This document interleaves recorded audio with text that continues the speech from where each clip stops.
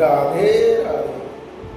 प्रिय विदग्ध श्रोता मंडली, आगु आम शुणीला श्रीमद्भगवद्गीता अध्याय 1 अर्जुन विषाद जो श्लोक 28। आज शुणा अध्याय 1 श्लोक 29। प्रथम आम श्लोक पढ़ी नवा, शब्दार्थ, संपूर्ण व्याख्या। तो आम श्लोक पढ़ा। सीदन्ति मम गात्राणि सुखं च परिशुष्यति वेपथुश्च शरीरे मे रोमहर्ष जायते।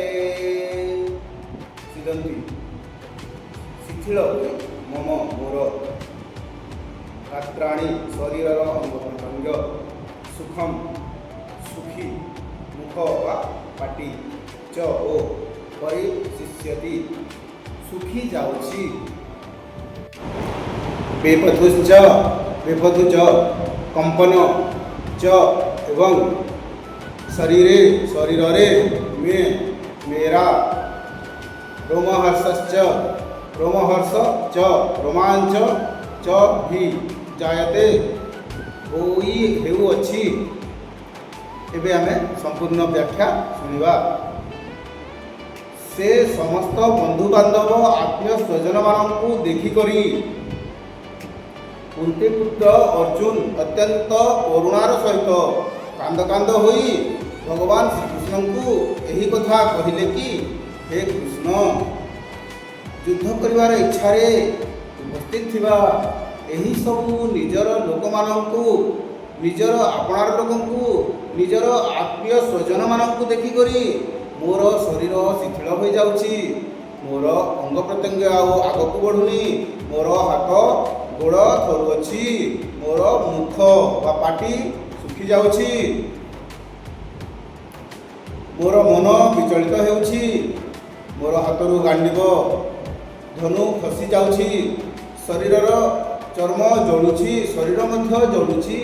एठारे रोमहर्षण शब्द प्रयोग होछि, माने अर्जुनर देह शीतई उठुछि, रोम टांगुरी उठुछि। केवल दुईटी समय रे लोम टांगुरी उठे, एक अत्यंत भक्ति रे किंबा दुई भय रे। एठारे भक्ति रे नुहे, कारण अर्जुन तार आत्मीय स्वजन मानू देखि भय करुछि। भय एमिति मध्य नुहे कि मु मरीजिबि कि मु एते लोक को केमिति मारिबि। भय एइथिपाई जे मोर आत्मीय मानू केमिति मारिबि। अच्छा मानिनु आपण घरे अति आनंद रे टीवी देखुथांतु किंबा कौन खाइकी मो आराम करुथांतु। ठीक यही समय रे जदि आपण गोटे फोन आसीबो खबर पाइबे जे आपणकर जड़े आत्मीय आउ ए दुनिया रे नाहंती। दयाकरी एबे टिके आपण फील करंतु, आपण से सिचुएशन को भावंतु। निजर जड़े आत्मीय ए दुनिया छाड़ी चली गले आमर मन को केमिति कष्ट हुए, आमर लोम टांकुरी उठे। सेमिति सही परिस्थिति एबे अर्जुनकर। आउ आगु जानिबा से परिस्थिति अर्जुन केमिति बाहरी गले।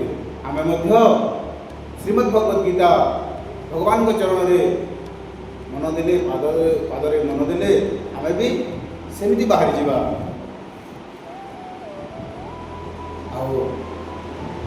आगकू पुणी जानिबा परवर्ती अध्याय रे कौन। आज एति विदाय।